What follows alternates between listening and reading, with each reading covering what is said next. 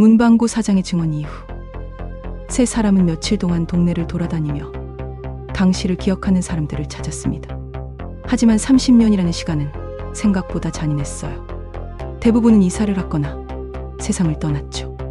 겨우 찾아낸 몇몇 사람들도 기억이 흐릿했습니다.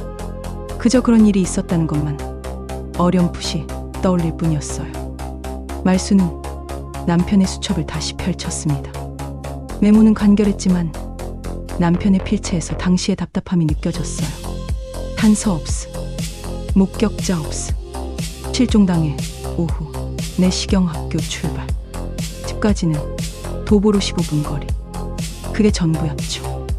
말수는 한숨을 내쉬었습니다. 남편도 이 사건을 끝까지 해결하지 못했어요.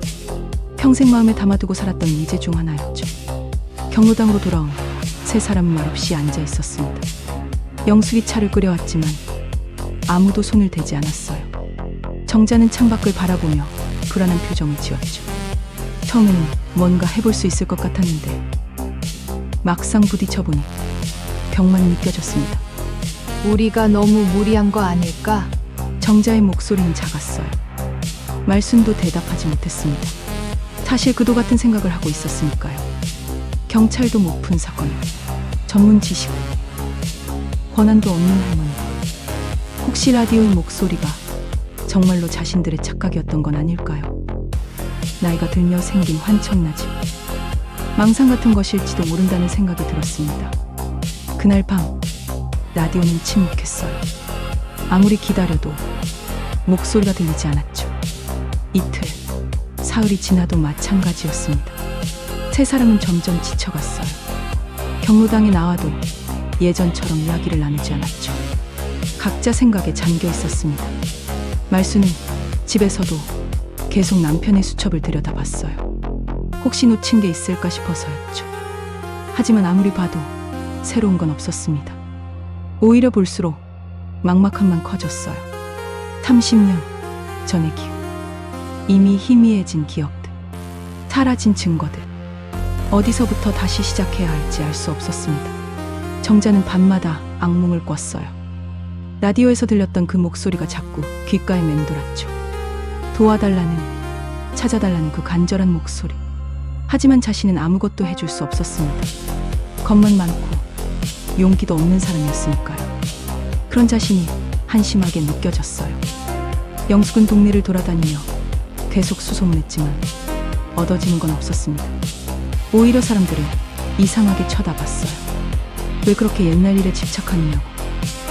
나이 들어서 할 일이 없으니 그런다고 수군거렸죠. 영숙은 화가 났지만 반박할 말이 없었습니다. 정말로 자신들이 이상한 건지도 모른다는 생각이 들었으니까요.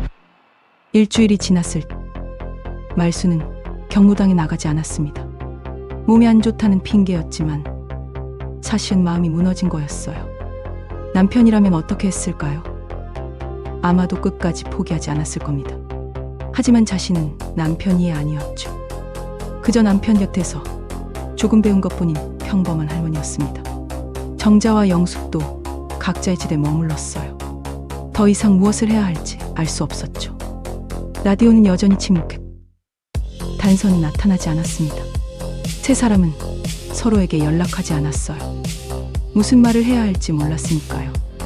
하지만 열흘째 되던 밤, 말순의 집 거실에 놓인 라디오에서 다시 소리가 났습니다. 이번에는 달랐어요. 목소리가 아니라 희미한 음악이었죠. 어린아이가 부르는 동요 같았습니다. 말수는 라디오 앞에 무릎을 꿇고 앉았어요. 그리고 들었습니다. 노래 속에 섞여 들리는 작은 소리들을. 발소리, 웃음소리, 그리고 누군가 부르는 이름. 말수는 떨리는 손으로 핸드폰을 꺼냈습니다. 정자와 영숙에게 전화를 걸었어요. 목소리는 다급했지만 이번에는 절망이 아니었죠. 그 안에는 희미하지만 분명한 희망이 담겨 있었습니다. 무언가가 다시 시작되고 있었어요. 그에게 주어진 두 번째 기회였습니다.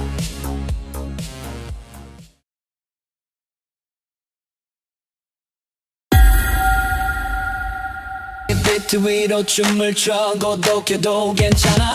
God is okay, so everything is alright. 채널을 구독하고 좋아요